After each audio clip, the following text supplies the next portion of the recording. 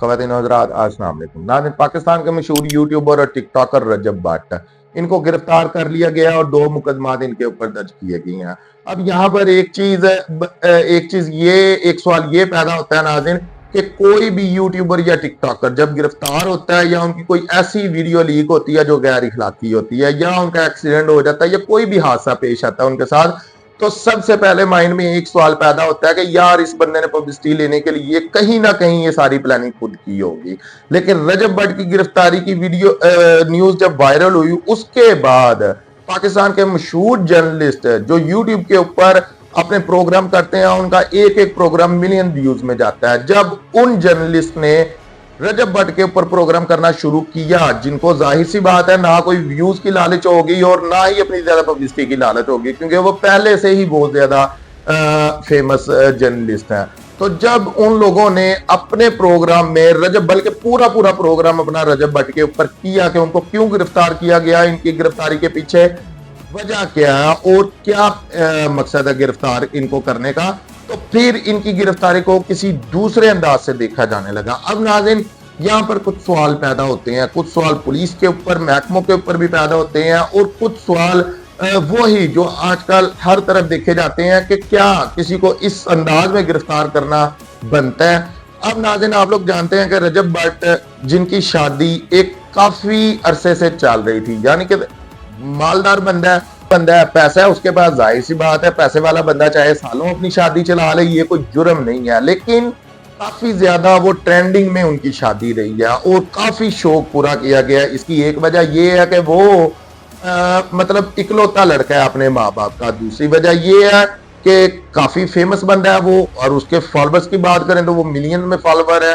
और ये भी एक उसका, आप लोग ये कह सकते हैं कि बिजनेस है, क्योंकि उसकी शादी को भी लोगों ने इतना जोशो खरोश से देखा, उसके यूट्यूब चैनल ने उतनी ही ज्यादा इनकम कमाई, मजीद सोशल मीडिया जो उसके अकाउंट्स हैं उन्होंने उतनी ही ज्यादा इनकम कमाई जितनी ज्यादा उसने अपनी शादी पर खर्च किया।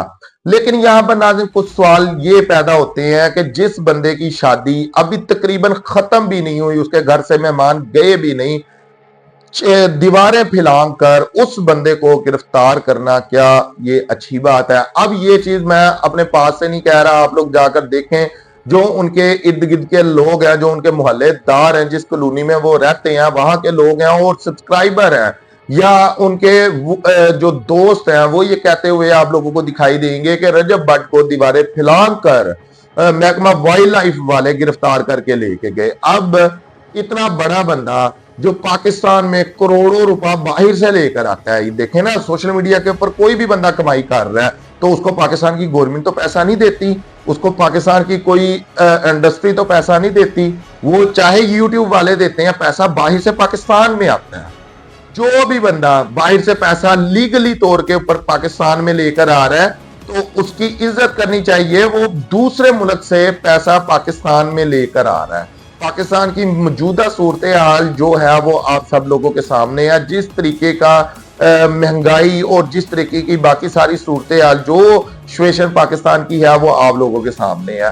तो एक बंदा करोड़ों रुपया दूसरे मुल्क से पाकिस्तान में लेकर आ रहा है और वो पाकिस्तान में खर्च भी कर रहा है, चाहे वो उड़ा रहा है या जो कुछ भी कर रहा है, लेकिन वो पाकिस्तान में खर्च भी कर रहा है। इसका कहीं ना कहीं फायदा अगर गवर्नमेंट को है तो अवाम को भी है। ऐसे बंदे को, और वो बंदा जो पाकिस्तान में बड़ा मशहूर तरीन बंदा है, उसको इस तरह से गिरफ्तार करना, तो ये बड़ी अजीबोगरीब एक रवायत शुरू हो गई है पाकिस्तान में। दूसरे नंबर पर नाज़रीन अब बात ये करते हैं कि जो उनके ऊपर मुकदमात हैं। एक मुकदमा उनके ऊपर ये है कि उनके पास से शेर का बच्चा बरामद हुआ है जो बिना लाइसेंस के था, लेकिन उन्हें वो गिफ्ट मिला था। अब यहाँ पर बड़ी इंटरेस्टिंग बात ये है कि जिस वक्त ये मैं वीडियो बना रहा हूँ, इससे 4 घंटे पहले एक वीडियो अपलोड होती है, वो उसका लिंक भी मैं आप लोगों को दे दूंगा और शायद ये आप लोग देख भी रहे होंगे कि ये बंदा YouTube के ऊपर अपनी वीडियो अपलोड करता है जिसमें ये बंदा आप लोगों को कहता है कि ये शेर का बच्चा मैंने गिफ्ट किया था। रजब भट्ट को शेर का बच्चा इस बंदे ने गिफ्ट किया था, और बकौल इसके ये कहता है कि मैंने पुलिस के पास जाके उनको मुकम्मल यकीन दहानी भी करा दिया, तमाम डॉक्यूमेंट्स भी दे दिए हैं कि हमारे पास डॉक्यूमेंट्स हैं इसके। ये शेर का जो बच्चा है, ये लाइसेंस वगैरह जो दूसरे कागजात हैं वो सब के सब हमारे पास मौजूद हैं। तो अब नाज़रीन बात ये है कि एक मुकदमा बकौल इसके कि ये तो हो गया हल। अब दूसरी चीज रह जाती है राइफल। अब जब ये न्यूज चली तो बहुत से लोग ये कहते हुए दिखाई दिए कि AK-47 बिना लाइसेंस के रजब भट्ट के पास से बरामद हुई है, लेकिन फिर तस्वीरें जब इसकी मीडिया के ऊपर आई तो ये देखा जा सकता है कि ये इंपोर्टेड राइफल है। अब यहाँ पर नाज़रीन कुछ चीजें आप लोग जरा नोट कीजिएगा। एक ये कि वाइल्ड लाइफ वालों को या इदारों को एक ये चीज नजर आ गई कि रजब भट्ट के पास एक शेर का बच्चा है जो कि लाइसेंस के बगैर है, लेकिन लाहौर में ही कितने लोग इस तरह के हैं जिन्होंने शेर, बड़े बड़े बब्बर शेर तक भी रखे हुए हैं, लेकिन वाइल्ड लाइफ वालों को उनका अंदाजा नहीं हुआ, उनकी खबर नहीं आई, उनका पता आज तक नहीं चल सका। अब दूसरे नंबर पर रजब भट्ट को ये शेर का बच्चा उस गिफ्ट मिला था उसकी शादी पर। अब पता नहीं ये जो बंदा यूट्यूब के ऊपर अपनी वीडियो अपलोड की है, इस बंदे ने यही था या जिसने भी दिया था, लेकिन उसको गिफ्ट मिला था उसकी शादी पर। अब अगर गिफ्ट मिला गया तो यार उसका क्या कसूर है? उसको आप वार्निंग दे सकते हैं, उसको कहें कि चलें आपको ये गिफ्ट मिला है तो आप इसका लाइसेंस बनाएं, नहीं तो इसके बाद आपके ऊपर कानूनी कार्रवाई की जाएगी। दूसरे नंबर पर जो उनसे राइफल बरामद हुई है वो इंपोर्टेड राइफल है। तो मुझे नहीं पता कि गिफ्ट देने के ऊपर अगर किसी के पास से गिफ्ट बरामद हो जाए कि राइफल या कोई भी ऐसा असला जो कि बिना लाइसेंस के है, उसके ऊपर केस बनता है या नहीं बनता। लेकिन एक मेरे माइंड में सवाल ये पैदा हो रहा है, अगर उसके पास से ये राइफल बरामद हुई है, उसने अगर इसमें लापरवाही की है तो उसकी गलती है, जो कि उसको सजा मिलनी भी चाहिए, किसके पास से भी बरामद हो।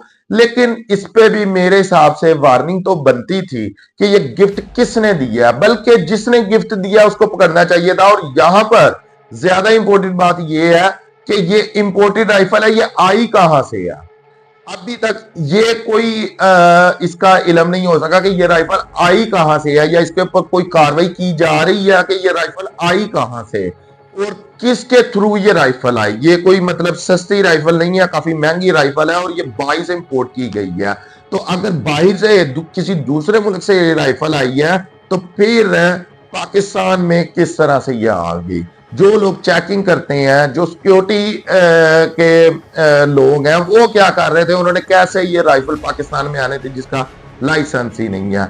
अब यहाँ पर नाज़रीन एक और चीज आती है कि आप लोगों ने जायज असले के ऊपर गिरफ्तार कर लिया, ठीक है, आप लोगों ने शेर के बच्चे के ऊपर गिरफ्तार कर लिया कि उसका लाइसेंस नहीं है, ठीक है, लेकिन इस बंदे की शादी चली काफी दिनों तक, वहां पर वन डिश की खिलाफ वर्जी हुई किसी और खुल्लम खुल्ला हुई, वो हर सोशल मीडिया ऐप के ऊपर चलती रही और ट्रेंडिंग में बनी रही, लेकिन किसी की नजर नहीं पड़ी। आतिशबाजी की गई, खुल्लम खुल्ला की गई, किसी की नजर नहीं पड़ी। लोगों ने करोड़ों रुपए एक एक बंदे ने लुटाया वहां पर, कोई इनकम टैक्स वाले या किसी इस तरीके की डिपार्टमेंट की किसी की नजर नहीं पड़ी कि हम लोग तहकीक कर चले। बाद में कोई मतलब लीगल निकल जाता है, कोई ठीक सच्चा साबित हो जाता है, वो एक अलग चीज है, लेकिन इंक्वायरी तो बनती है, किसी की नजर नहीं पड़ी। इसके अलावा साउंड सिस्टम की खिलाफ वर्जी की गई, किसी की नजर नहीं पड़ी। नजर पड़ी तो जनाब जो गिफ्ट उसको आए थे, जो उसके खुद जाती भी नहीं थे, किसी ने उसको गिफ्ट दिए थे, उसके ऊपर नजर पड़ गई और उसको गिरफ्तार कर लिया गया। अब यहाँ पर मैं एक सहाफी है मखदूम शहाबुद्दीन, आप लोग जानते हैं, जो लोग न्यूज में इंटरेस्ट रखते हैं वो लोग जानते होंगे कि काफी ज्यादा उनके जो प्रोग्राम है वो एक एक प्रोग्राम काफी ज्यादा व्यूज हासिल करते हैं, मिलियन में व्यूज हासिल करते हैं। अगर देखा जाए तो वो इमरान खान की काफी ज्यादा सपोर्ट भी करते हैं सोशल मीडिया के ऊपर। तो मैं उनका एक प्रोग्राम देख रहा था जिसमें वो कह रहे थे कि उनकी शादी में कुछ इस तरह की चीजें देखी गई जो इमरान खान से रिलेटेड थी। इमरान खान के हक में लोगों ने नारे लगाए। वैसे मैंने इसकी शादी का 1 मिनट का कोई एपिसोड नहीं देखा, लेकिन उनके बकौल उन्होंने कहा कि इनकी शादी में इमरान खान के हक में लोगों ने नारे लगाए, या कुछ कैदी नंबर 804 या कुछ इस तरीके का वहां पर लोगों ने कोई बैनर्स या शॉल्स वगैरह या इस तरह की भी हुई। तो जब कोई और चीज किसी डिपार्टमेंट को नहीं दिखी, इन दो चीजों के ऊपर जो इनको गिफ्ट किए गए थे उनके ऊपर पकड़ लिया गया, तो बकौल उनका कहना ये है कि फिर वो वाली कीड़ी यहां निकाली गई है कि इतना बड़ा एक बंदा जिसको करोड़ों की तादाद में लोग, लाखों की तादाद में जिसका एक एक प्रोग्राम लोग देखते हैं, वो बंदा कैदी नंबर 804 की पब्लिसिटी अपने प्रोग्राम में कर रहा है, तो ये भी हो सकता है। लेकिन ये सारी चीजें मेरे हिसाब से आप लोग एक साइड पर रखें। मेन चीज ये देखनी चाहिए कि जो आपके मुल्क को लीगल जायज आमदनी कमा कर दे रहा है उसके साथ कम से कम ऐसा सलूक नहीं होना चाहिए। ये नहीं है कि वो कानून की खिलाफ वर्जी करे, उसको कोई पूछे ना, लेकिन उस बंदे को गिफ्ट आए हैं तो कम से कम मेरे हिसाब से उसको वार्निंग बननी उसकी बनती थी। वार्निंग के बाद अगर आप लोगों ने अरेस्ट करना था तो जिस तरह लोग ये कहते हुए दिखाई दे रहे हैं कि दीवारें फांक के आप लोग उस घर में गए हैं जो शादी वाला घर है, तो ये ज्यादती है। तो नाज़रीन आपके लिए इतना ही। अपना बहुत सारा ख्याल रखिएगा। हमारे इस चैनल का भी, और वीडियो अच्छी लगी हो तो लाइक और शेयर कीजिएगा, चैनल को सब्सक्राइब करें। शुक्रिया। अल्लाह।